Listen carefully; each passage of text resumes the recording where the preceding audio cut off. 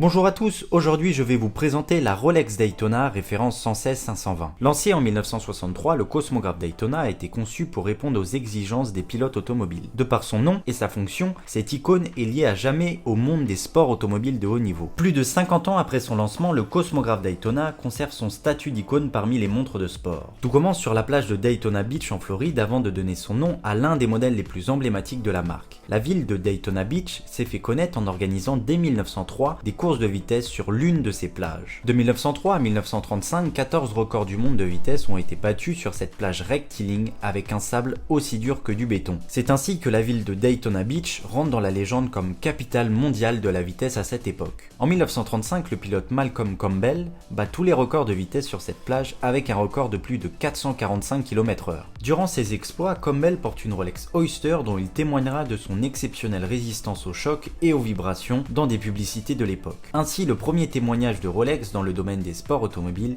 est déjà étroitement lié à Daytona. Au milieu des années 1950, la détérioration du sable commence à menacer les compétitions sur la plage. C'est à la suite de cela, en 1959, la ville inaugure le Daytona International Speedway, qui est un circuit de 4 km en dur. De ce concept novateur naît la course qui devient la Rolex 24 à Daytona, l'une des courses d'endurance les plus prestigieuses au monde avec les 24 heures du Mans. La première édition de la course, sous le nom de Daytona Continental, se tient en 1962, un an avant le lancement officiel du Cosmographe Daytona de Rolex. Cette référence, la 116-520, a été présentée à la foire de Bâle en mars 2000 et remplace la référence 16-520. Ce modèle est équipé du calibre 41-30 qui a été entièrement développé et manufacturé par Rolex. Avec ce calibre, les ingénieurs Rolex ont réduit de 60% le nombre de composants, simplifiant notamment le système des compteurs minutes et secondes en les intégrant en un seul module. Cette innovation a un autre avantage, l'espace gagné permet d'agrandir la taille du ressort de barillet pour une autonomie de marche portée à 72 heures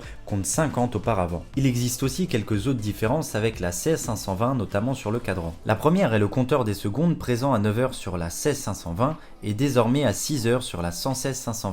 La seconde est au niveau des index qui sont de taille supérieure à la référence 16520 et les compteurs sont désormais argentés. Cette référence restera 16 ans au catalogue avec un premier prix officiel de 5 179 € en 2000 et sera retiré en 2016 pour laisser place à la référence 116-500 avec un dernier prix boutique de 10 950 €. J'espère que cette vidéo vous a plu, dites-nous dans les commentaires ce que vous pensez de cette montre. Si vous aussi vous voulez une expertise complète de votre garde-temps, n'hésitez pas à visiter notre site internet, le lien est en description. On se retrouve dans une prochaine vidéo, à la prochaine.